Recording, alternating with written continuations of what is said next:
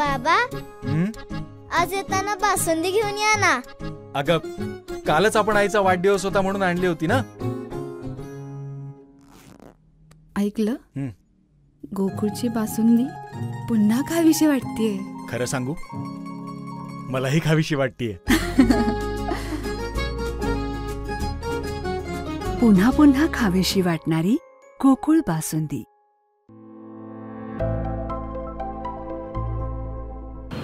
आज या ठिकाणी ग्रामीण भाग असेल, शहरी भाग असेल, आज शहरी भागाला सुद्धा जसं हद्दवाढ पाहिजे आहे तसे ग्रामीण भागातील काही लोकांना सुद्धा या ठिकाणी हद्दवाढ पाहिजे आहे। कारण बरेच वर्ष गेली महानगरपालिका स्थापन झाल्यापासून आजपर्यंत एकदाही याची हद्दवाढ झालेली नाही। आज आम्ही याचा या ठिकाणी आंदोलन करत आहोत।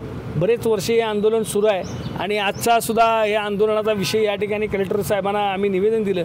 त्या निवेदनामध्ये सुद्धा आम्ही म्हटलेलं आहे की आज मंत्रिमंडळाची या ठिकाणी बैठक आहे। त्याचबरोबर सुप्रीम कोर्टानं आदेश दिलेला आहे की लवकरात लवकर 4 महिन्याच्या आत महापालिकेच्या निवडणुका घ्या।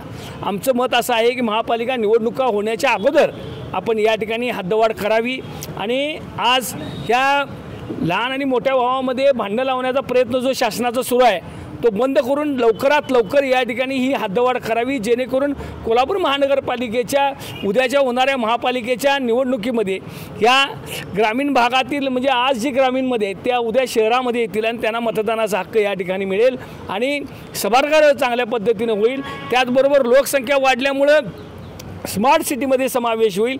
बऱ्याचशा या ठिकाणी गोष्टी याला या वेगवेगळे पैलू याला आहेत आणि म्हणूनच ही हद्दवाढ आम्ही या ठिकाणी मागत आहोत आणि हद्दवाढ ही व्हावी अशी आमच्या सर्वांची इच्छा आहे। मंत्रिमंडळाने या ठिकाणी लवकरात लवकर निर्णय जर नाही घेतला तर आम्ही रस्त्यावरची लढाई या ठिकाणी करणार आहोत।